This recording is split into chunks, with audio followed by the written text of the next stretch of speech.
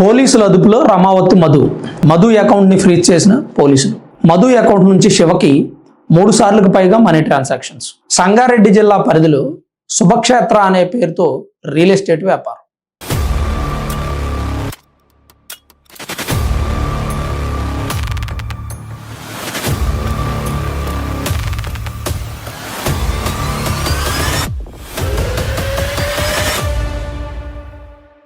Hi friends, అందరికీ నమస్కారం.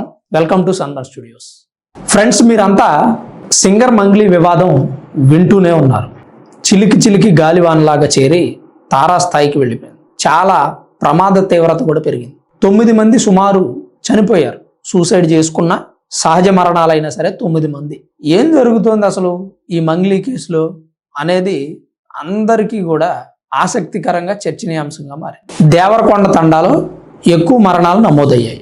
కొంతమంది మైక్రో ఫైనాన్స్లో పెట్టుబడులు పెట్టి డబ్బులు వడ్డీలకు తెచ్చి మంగ్లీ బృందానికి అందిస్తే వాళ్ళు రిటర్న్ ఇవ్వకపోవడం, వీళ్ళు అప్పు తెచ్చిన దగ్గర వాళ్ళేం వచ్చి గొడవ చేయడం ఇంటి మీద, దాన్ని తట్టుకోలేక సూసైడ్ చేసుకున్న వాళ్ళు కొంతమంది అయితే గుండెపోట్లతో చనిపోయిన వాళ్ళు కొంతమంది. బాధితులంతా కూడా మంగ్లీ ఇంటి దగ్గర ధర్నా చేస్తూ ఉన్నారు. అసలు మంగ్లీ పాత్ర ఎంత ఈ వివాదంలో అనేది ఎవ్వరూ కూడా కరాఖండిగా చెప్పలేకపోతుంది. మొదట అసలు సింగర్ మంగ్లీ మాకు ఈ వివాదంతో సంబంధం లేదు, మమ్మల్ని ఎందుకు లాగుతున్నారని మీడియా ముందుకు వచ్చి గట్టిగా ప్రశ్నించారు. వసూలు చేసిన వివాదంలో నాకు ఎలాంటి సంబంధం కూడా లేదు.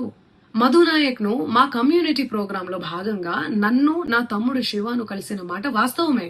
కానీ అతను చేసే వ్యాపార వ్యవహారాలు, అతని వ్యక్తిగత జీవితానికి సంబంధించినటువంటి సమాచారంపై నాకు ఎలాంటి అవగాహన లేదు. నోట్లు లెక్కించిన ఫేసేనా, అసలు ఇతనేనా, మమ్మల్ని ఎందుకు కలుపుతున్నారు, మాకే సంబంధం లేదని పబ్లిక్గా చెప్పారు. కానీ ఈ కేసులో కీలక వ్యక్తి శివ, అలాగే మధు. మరి వీళ్ళిద్దరు కూడా మంగ్లీకి అనుచరులే. శివ మంగ్లీ తమ్ముడు స్వయాన. మధు ఏమో వాళ్ళ పార్ట్నర్, బాలాజీ నాయక్ ఏమో వాళ్ళ దగ్గర పనిచేస్తారు. వీళ్ళంతా ఒకటే గ్రూప్ కదా, మరి నాకు సంబంధం లేదు, మాకేం తెలీదు, ఈ మీరెవరు, వీళ్ళెవరు, ఈ బాధితులు ఎవరు, 200 కోట్ల రూపాయలు వసూలు చేసి ఇంతమంది చనిపోవడానికి కారణం అయిన తర్వాత కూడా మంగ్లీ పాత్ర ఎంత అనేది తేల్చాల్సిన అవసరం ఉంది ఖచ్చితంగా. ఇప్పటికే మధుని పోలీసులు అదుపులో తీసుకొని విచారిస్తూ ఉన్నారు. 4 రోజులు అతని విచారణ కోసం పర్మిషన్ కూడా కోరారు. ఎవరి పాత్ర ఏంటనేది మధు నోరు విప్పితే తప్ప తెలియదు. శివ చౌహాన్ ఏం చెప్తున్నాడంటే, బాధితుల తరపున మేము పోరాడతాం అంటున్నాడు. అసలు బాధితులే మీ పేరు చెప్తుంటే మీరేం పోరాడతారండి? బాధితుల తరపున మీరే మోసం చేశారని బాధితులు అంటుంటే మీరు బాధితుల తరపున ఏం పోరాడతారు? అలానే డబ్బున్న బడాబాబుల్ని ఒకలాగా, పేదవాళ్ళని ఒకలాగా, మిడిల్ క్లాస్ వాళ్ళని ఒకలాగా, ఎవరి దగ్గర ఎంత వీలైతే అంత మేరకు దండుకున్నారు అని చాలా మంది అంటున్నారు. బాధితులే స్వయంగా చెప్తా ఉన్నారు. బాధితుల తరపున కొంతమంది నాయకులు బయటకు వచ్చి మాట్లాడుతున్నారు. మంగ్లీ బాధిత సంఘం అనేటువంటిది కూడా త్వరలో ఒకటి స్టార్ట్ చేస్తారట. అంటే ఎంత దారుణంగా, ఎంత తీవ్ర స్థాయిలో ఉంది పరిస్థితి. ఎలా చనిపోయినాయండి, వాళ్ళు అప్పులు తెచ్చి ఇక్కడ ఇన్వెస్ట్మెంట్ పెట్టుకోవచ్చు, లేదా వీళ్ళ దగ్గర ఉన్న సొంత డబ్బులే మంగ్లీ దగ్గర ఇన్వెస్ట్మెంట్ పెట్టవచ్చు. ఎలా పెట్టినా నష్టం అయితే జరిగింది, నష్టపోయారు, ప్రాణాలు పోతున్నాయి. 9 మంది చనిపోయిన తర్వాత కూడా ఇది చిన్న కేసు అని అనుకోలేము. పోలీసులు న్యాయం చేయాలి, ప్రభుత్వాలు న్యాయం చేయాలి అని అంటున్నారు. పోలీసులు న్యాయం చేయాలి అంటే సరే, వాళ్ళకి తప్పదులేండి, ఏది వచ్చినా కానీ వాళ్ళ మీదకి వస్తుంది కాబట్టి చేస్తారు. అసలు పోలీసులకు చెప్పి మీరు ఏమైనా చేశారు? మీరు లీగల్గా ప్రొసీడ్ అవ్వలేదు కదా, మీరు ఇల్లీగల్గా చేసుకున్నవి. మంగ్లీ గారు మిమ్మల్ని డబ్బులు అడిగినప్పుడు ఇచ్చే ముందైనా మీరు పోలీసులను అడిగారా? అసలు ఈ సంస్థ ఆథరైజ్డా కాదా అని, ఈ సంస్థ ఉందా లేదా, ప్రభుత్వం నుంచి అన్ని పర్మిషన్లు తీసుకుందా లేదా అనేది కనుక్కొని ఏమైనా కట్టారా? ముఖ్యమంత్రి రేవంత్ రెడ్డి గారిని అడిగి ఏమైనా కట్టారా? కట్టలేదు. కానీ పోలీసులు త్వరగా ఆదుకోవాలి, ప్రభుత్వాలు త్వరగా ఆదుకోవాలి అని అంటారు. ఏ బాధితుడైనా ఆ మాట అంటాడు. అసలు మోసం చేసే వాళ్ళకంటే మోసపోయే వాళ్ళదే తప్పని సినిమాల్లో మనం చూస్తూ ఉంటాం. రెగ్యులర్గా డైలాగ్ అది సినిమాల్లో డైలాగ్ కాదు, నిజ జీవితంలో ఉపయోగపడేటువంటి డైలాగ్. ప్రతి వ్యక్తి మోసపోయే ముందు చెక్ చేసుకోడు, మోసపోయిన తర్వాత గగ్గోలు పెడతాడు. అదే మనం ఒక పని చేసే ముందు 1కి 4 సార్లు ఆలోచించుకొని కోట్ల రూపాయలు పెడుతున్నాం, ఎంత జాగ్రత్తగా వ్యవహరించాలి, మరి ఇది నిజమా కాదా, ఈ సంస్థ ఏంటి, ఎక్కడ నుంచి ఉంది. మనం LIC లాంటి సంస్థల్లో పాలసీ కట్టాలంటేనే 100 సార్లు ఆలోచిస్తాం. కానీ సింగర్ మంగ్లీ లాంటి వ్యక్తులకి, వాళ్ళ అనుచరులకి, ఈ పేద గిరిజనులు కొంతమంది డబ్బులు ఎలా ఇచ్చారో నాకు అర్థం కావట్లేదు. లీస్ట్ అంటే 5 లక్షలు అంట, 10 లక్షలు అంట. 5-10 లక్షలు చిన్న అమౌంట్ ఒకసారి చెప్పండి. మధ్యతరగతి కుటుంబాలకి, పేద కుటుంబాలకి 5 లక్షలు చిన్న విషయం, చాలా పెద్ద విషయం. 10 లక్షల రూపాయలు పోతే ప్రాణాలు పోయినట్టే.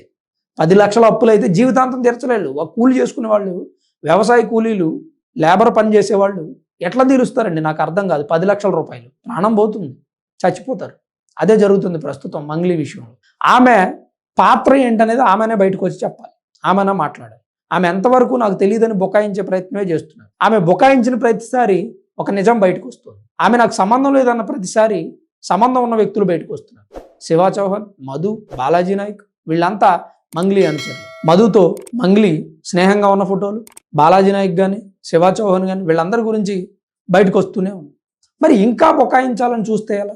జరిగిన తప్పేదో జరిగిపోయిందండి, మీ ప్రమేయం ఉందా లేదా అనేది విషయం పక్కన పెట్టండి. ముందు మీరు బయటకు వచ్చి ఇకనైనా ఆ డబ్బు ఎక్కడుంది, ఏం చేశారు, లేదా మీరు ఇంకా దేంట్లో అన్నబెట్టి నష్టపోయారా, పోగొట్టుకున్నారా, బాధితులకు అంత కాదు ఎంత ఇస్తా, 10 లక్షలోడికి 5 లక్షలు ఇస్తా, 3 లక్షలు ఇస్తా, 5 లక్షలోడికి 2 లక్షలు 1.5 ఇస్తా, ముట్ట చెప్తా, ₹1,00,00,000 ఒక 50 లక్షలు ఇస్తాం, మిగిలిన ఉన్నప్పుడు ఇస్తాం. అదిగా అశూరెడ్డి కేసులో కనుక 9.5 కోట్లు తీసుకొని 1,50,00,000 ఇస్తా, మిగిలిన నేను మ్యారేజ్ అయ్యాక సెటిల్ అయ్యాక ఇస్తా, అప్పుడు దాకా నన్ను అడిగితే హెరాస్మెంట్ కేసు పెడతా అని అశూరెడ్డి ధర్మేంద్రాన్ని బెదిరించినట్టు ఇక మీరు కూడా అట్లా చేయండి బాధితుల్ని. ఎందుకంటే చనిపోవడం కంటే ఎంతో కొంత డబ్బు తీసుకోవడం మంచిది అనుకుంటారు బాధితులు. వాళ్ళకి న్యాయం మీరు పూర్తిగా చేస్తారనే నమ్మకం ఎవరికి లేదు, ఈవెన్ నాకు కూడా లేదు. ఎందుకంటే ఒక్కసారి మన చేతిలోంచి డబ్బు ఎదుటివాడి చేతిలోకి పోయిందంటే వస్తుంది అన్న గ్యారంటీ లేదు. సచ్చినోడి పెళ్లికి వచ్చిందే కట్నం అన్నట్టుగా ఎంతో కొంత తీసుకోవటం బాధితులు కాముగా ఉంటాం. లేదు మీరు ఇవ్వగలిగి మీ దగ్గర డబ్బు ఉంది అనుకుంటే కంప్లీట్గా ఇచ్చేయండి, బాధితులకు న్యాయం చేయండి.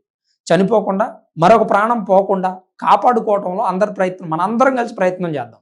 ఎందుకంటే ప్రజాస్వామ్యం పట్ల మనం కలిసి బ్రతుకుతున్న ఈ సంఘం పట్ల ప్రతి ఒక్కరికి బాధ్యత ఉండాలి. మీడియా మిత్రులు అవ్వచ్చు, పోలీస్ డిపార్ట్మెంట్ వారు అవ్వచ్చు, ప్రభుత్వాలు అవ్వచ్చు, ఎమ్మెల్యేలు అవ్వచ్చు, స్థానిక ఎమ్మెల్యే అవ్వచ్చు, మంగ్లీ టీంలో ఉన్నటువంటి వ్యక్తులైనా సరే. ఎప్పటి వరకు ప్రాణ నష్టం జరగలేదు కాబట్టి నిమ్మక నీరెత్తినట్టు మీరు కూర్చున్నారు. కానీ ఇప్పుడు ప్రాణ నష్టం జరుగుతుంది. ఒక్క ప్రాణం పోతే వారి కుటుంబం, వారి తరం మొత్తం నాశనం అయిపోతుంది. అది జాగ్రత్తగా గుర్తుపెట్టుకొని, మీరు తప్పు చేశారు చేయలేదని మేము చెప్పట్లేదు, మేమేం మీకు సర్టిఫికేట్ ఇవ్వట్లేదు, మేము జడ్జిమెంట్ కూడా ఇవ్వట్లేదు. మీరు తప్పు చేసినా చేయకపోయినా దీనిలో మీ పాత్ర ఎంత ఉంది అనేది బయటకు వచ్చి చెప్పి బాధితులకు న్యాయం జరిగేలాగా చేయమని చెప్పి మేమంతా కోరుకుంటా ఉన్నాం.